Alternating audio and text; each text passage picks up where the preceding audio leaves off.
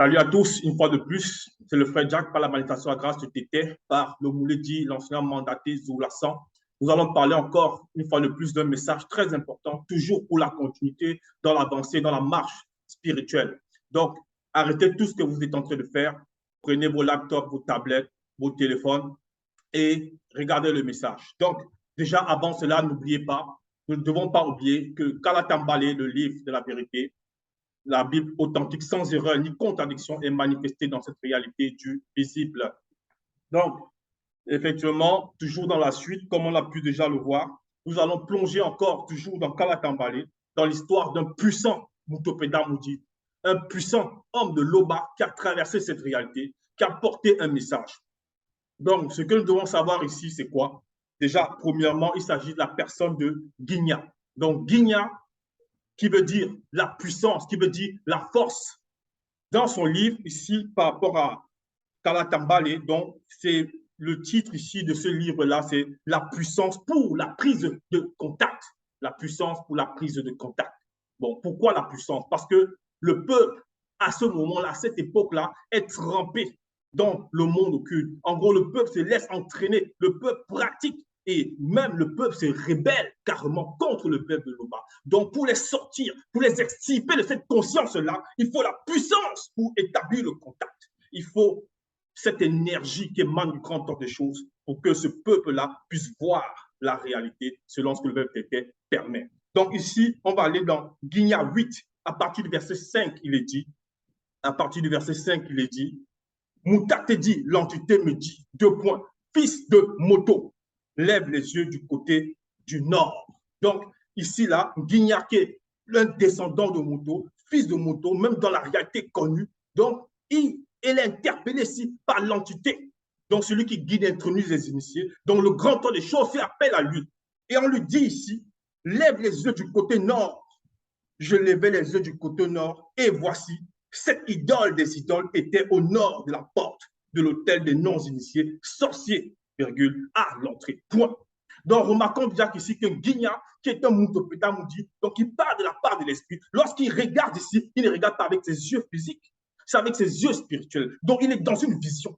On lui dit, regarde ici, je levai les yeux du côté nord et voici, cette idole était au nord de la porte de l'hôtel des non-initiés sorciers à l'entrée, point. Donc, il est en train de dire ici, parce que Moutat, il lui a demandé de regarder. Donc, Guigna, il élève les yeux, il est en train de voir. Et il voit quoi? Il dit l'idole des idoles. De la même façon qu'aujourd'hui, on va voir beaucoup dans le monde qui vont adorer des abominations, ils vont adorer des fausses divinités telles que tout ce qu'on pratique là dans toute forme de religion confondue, même toute forme de croyance, on va dire, ou de forme de spiritualité soi-disant confondue.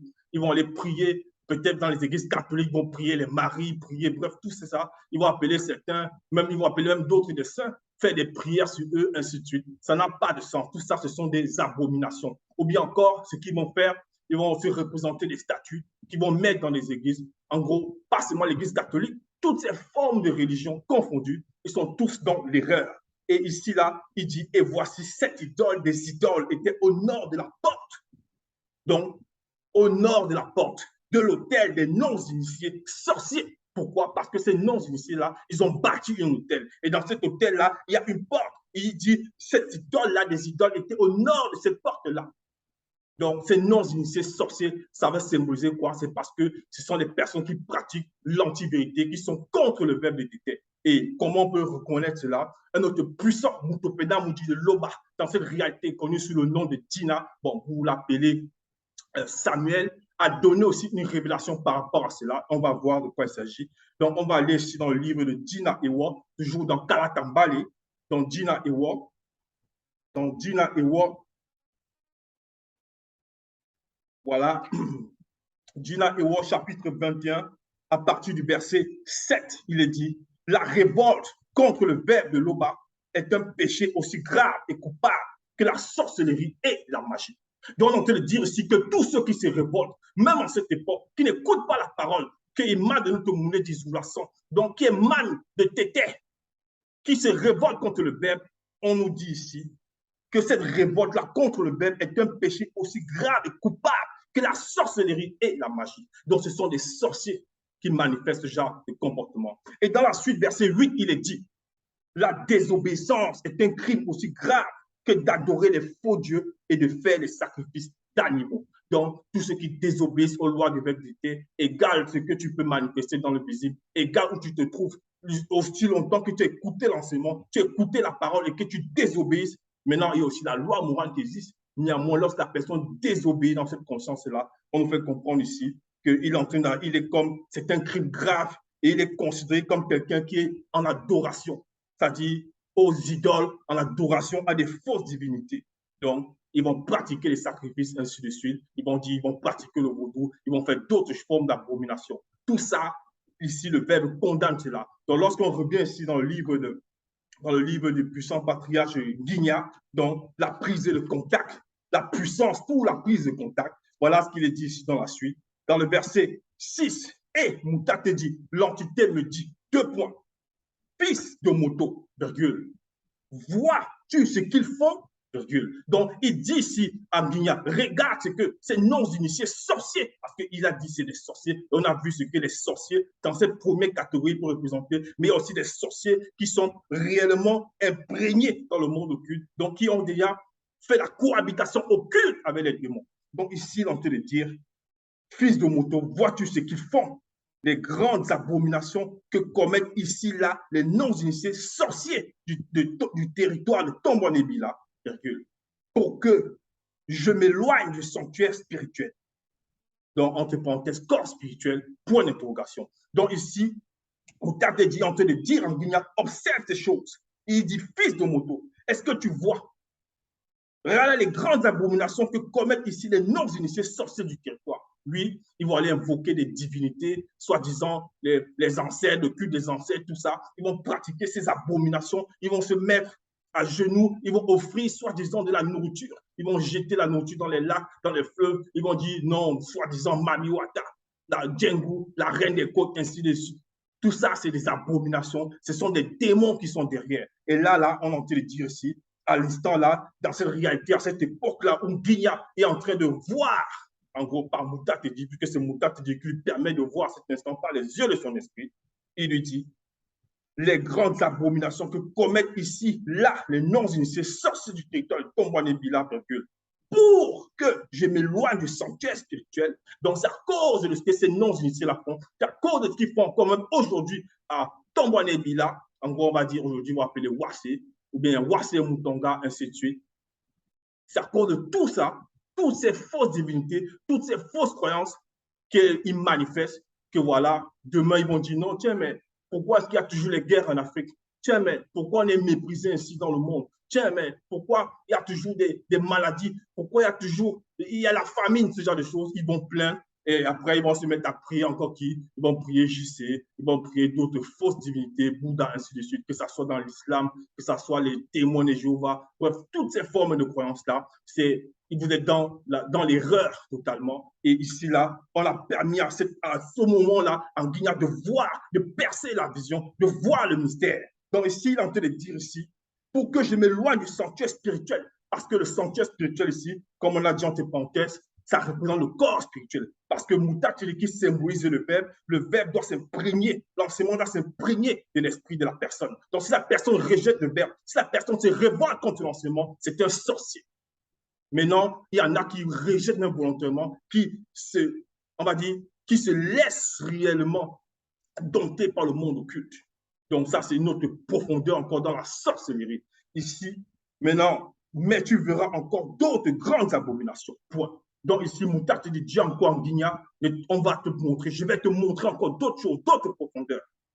Et nous, en cette époque, Zoulassan, l'initié en chef consacré, le mandataire de l'Oba, il permet que nous puissions voir les réalités qui étaient cachées. Pour que nous puissions sortir de là, si encore des personnes pratiquent encore ces abominations, il faut sortir de là. Si tu pries encore Marie, tout ça, JC, ainsi de suite, arrête ça tout de suite et demande pardon à l'Oba par son Père. Et il te permettra, par la grâce du jour qui émane par sa volonté, par son Père, de pouvoir voir la vérité et de pouvoir marcher selon ce que le Verbe recommande à toute personne qui souhaiterait, on va dire, selon l'amour du Verbe, connaître la vérité. Donc, dans le verset 7, il est dit, alors, il me conduisit à l'entrée du parvis. Point. Donc, Guigna continue son propos. Il dit que Moutate dit la conduite, parce qu'il y a une conduite, il y a un chemin à tenir. Donc, c'est le guide. Et on guide Guigna dans cette fréquence ici, très, très, très élevée. Donc, toujours dans la suite, voilà ce qu'il dit ici. Alors, il me conduisit à l'entrée du parvis. Je regardais et voici, il y avait un trou dans le mur. Point. Donc, ici, Guigna, toujours dans cette fréquence spirituelle-là, il ne voit pas les yeux de son esprit. Moutate dit le guide. Donc, il est en train de dire ici qu'il a regardé et il y avait un trou dans le mur.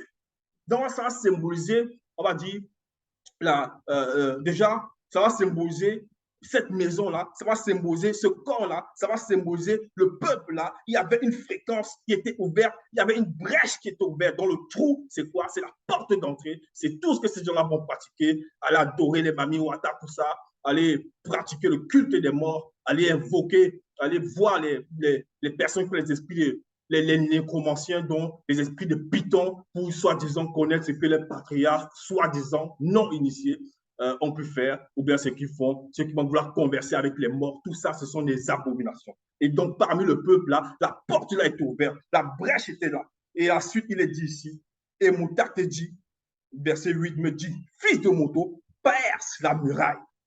Je perçais la muraille et voici, il y avait une porte. Donc, il a percé la muraille par la puissance que le Verbe lui confère. Lui qui porte son nom en ce moment-là, Guigna. Donc, il perce la muraille et ici, il est dit maintenant, et voici, il y avait une porte. Donc, il voit la porte. Il voit la porte. La suite est dit, verset 9, et Moutate dit, me dit, entre et vois les méchantes abominations qu'ils commettent ici. Voilà. Donc, c'est là, aujourd'hui, même dans toutes les réalités, on va dire que toutes les réalités, c'est-à-dire dans le monde en général, les gens vont pratiquer des abominations, ils vont tuer des enfants pour être riches, certains vont tuer les parents, certains vont pratiquer le meurtre, les viols, ainsi de suite, toutes ces formes d'abomination pour soi-disant satisfaire une certaine conscience. Mais là, dans ce peuple-là, cette époque-là, Guigna, il a vu cette porte-là, cette fréquence-là. Donc, il a percé la muraille. Et ici, dans le verset 9, il est dit, et Moutate me dit, entre et vois les méchantes abominations qu'ils commettent ici. Donc, ici, là, on lui a demandé d'entrer. Maintenant, qu'est-ce que Guigna va faire, puisque c'est le Verbe qui le recommande? Verset 10, voilà ce qui va pénétrer.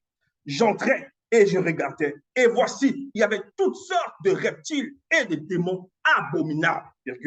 Et toutes les idoles des non-initiés, sorciers du territoire de Tombouanébila, tout autour. Point.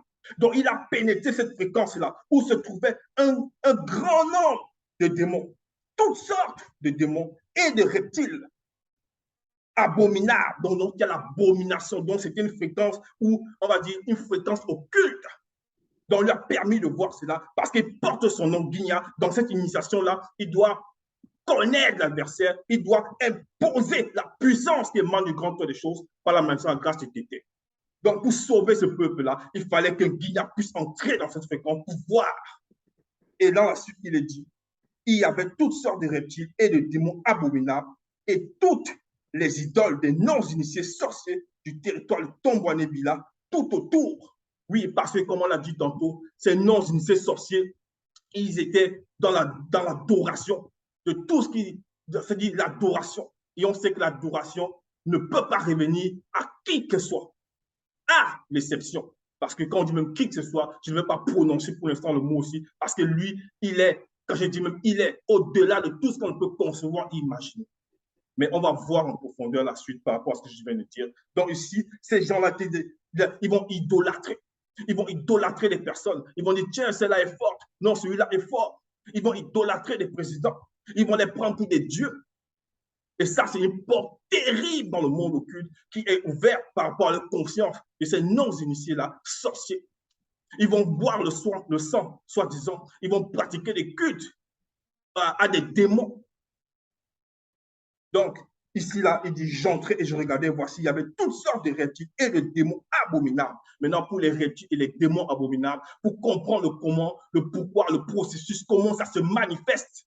Donc, Zoulasan, l'enseignant mandaté, il dévoile ces choses. Donc, si tu as des questions, si tu veux comprendre le pourquoi, va sur la page Zoulasan sur YouTube, ou bien encore, tu peux poser tes questions sur la véritable histoire de l'homme noir Zoulasan sur Facebook, ou bien encore les éditions Zoulasan sur Facebook. Mais néanmoins, n'oublie pas, un des puissants rouleaux dans cette réalité qui est manifesté dans le livre de la démonologie.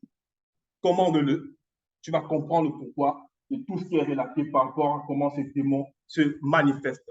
Donc, dans la suite, il est dit, verset 11, donc dans le verset 11, il est dit, 70 hommes des vieillards non initiés du territoire de Tombouanébila, au milieu desquels était Sengané, c'est-à-dire Janazia, fils de Pakatolo, Chafan, se tenait devant ces démons, virgule. Donc, on nous fait comprendre ici, déjà, avant la virgule, qu'il y a 70 hommes, des vieillards non initiés du territoire de Tombouanébila.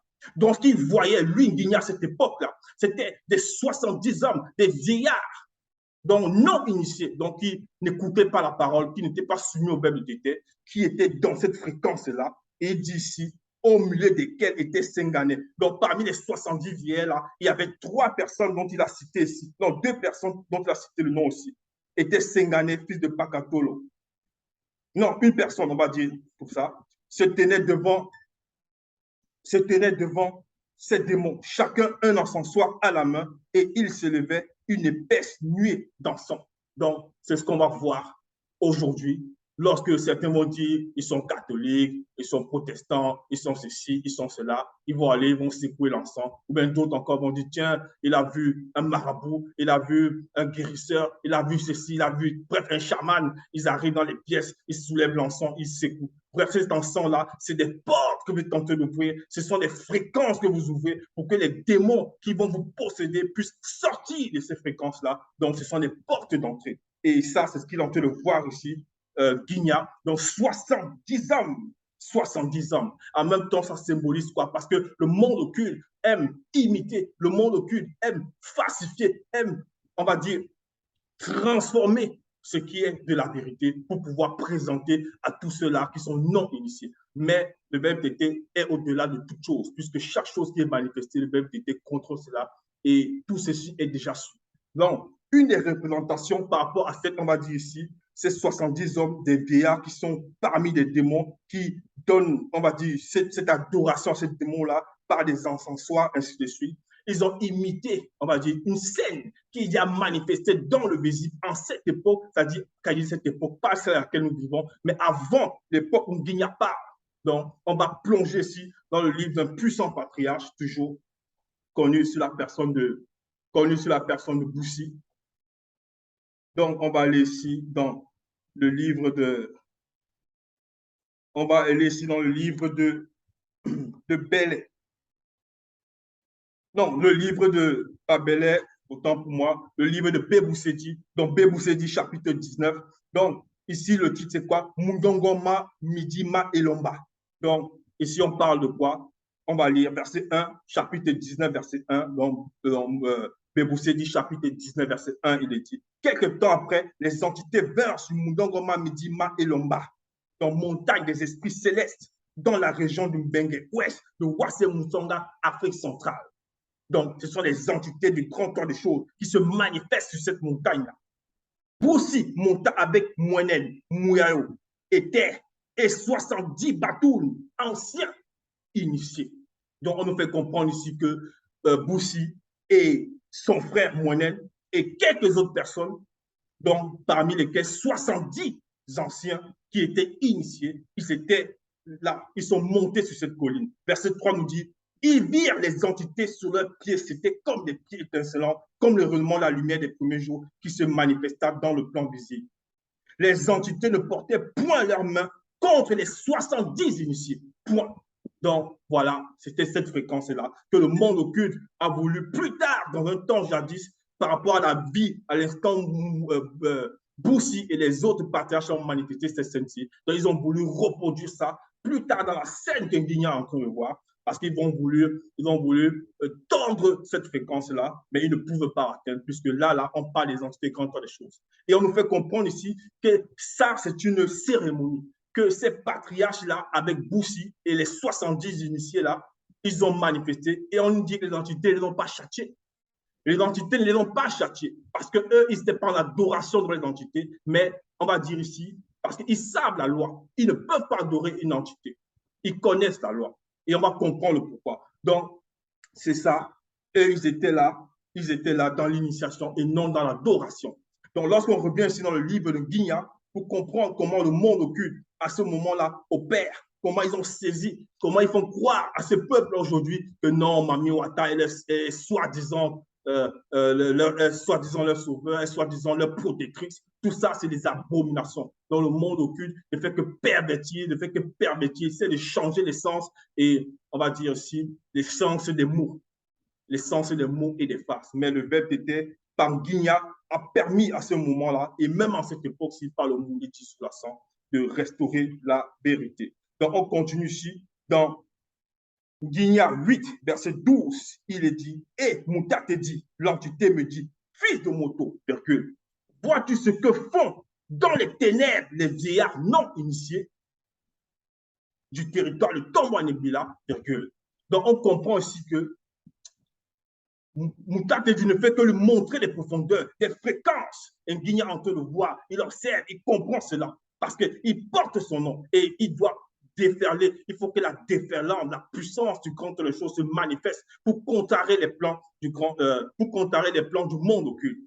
Donc, ici, là, il dit, on répète, vois-tu ce que font dans les ténèbres les vieillards non initiés du territoire de Tombouanébila? Donc, on lui pose la question, car ils disent, Mouta te dit, ne nous voit pas. Mouta te dit, a abandonné le pays. Point. Donc, on nous fait comprendre ici que ces personnes sont dans l'adoration, ils sont dans les abominations face à des démons, face à, on va dire, des démons eux-mêmes qui sont soumis aux anges déchus. Donc, il faut comprendre ici que pour que le peuple là puisse sortir de cet état, pour qu'il arrête de pratiquer le kémitisme, le judaïsme, le catholicisme, bref, tous ces courants-là, le bouddhisme, bref, l'islam et autres, qu'ils arrêtent toutes ces choses-là, témoins de Jéhovah, pour qu'ils puissent sortir de là. On fait comprendre déjà ici qu'ils sont déjà en adoration, leurs esprits sont déjà soumis face à ces formes de démons qui sont derrière toutes ces formes de croyances.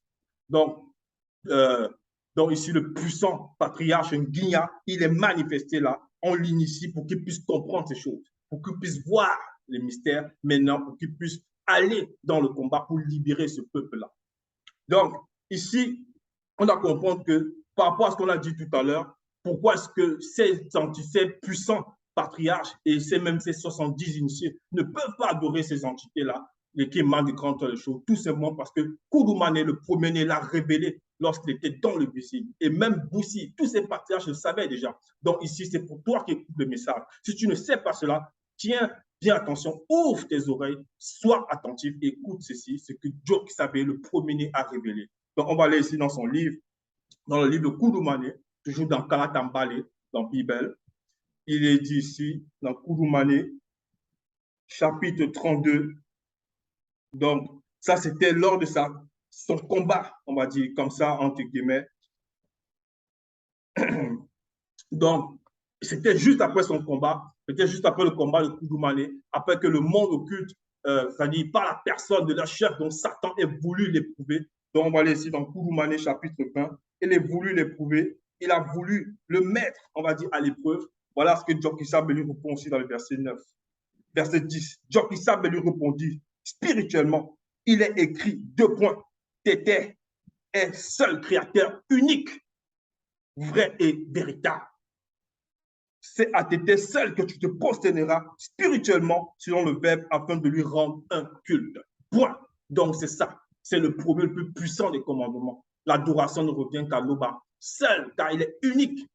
Car il est unique. Donc arrêtez toutes vos formes de croyance. Si vous écoutez l'enseignement de Zoula aujourd'hui, laissez le verbe vous transformer. Et si tu hésites encore, tu viens dans les Facebook Live, tu essaies de te cacher, d'apporter l'antivirus, c'est le verbe qui t'observe, c'est les entités qui t'observent. Laisse la parole te transformer, laisse le verbe te changer.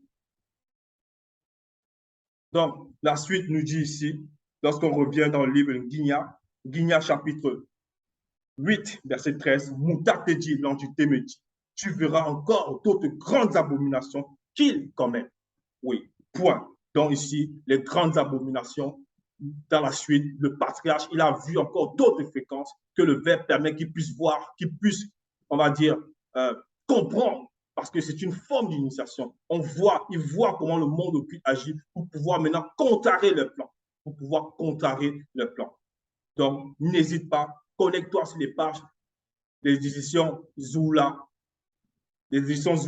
sur Zoula 100 sur Facebook ou bien encore la véritable histoire de l'homme noir sur Facebook.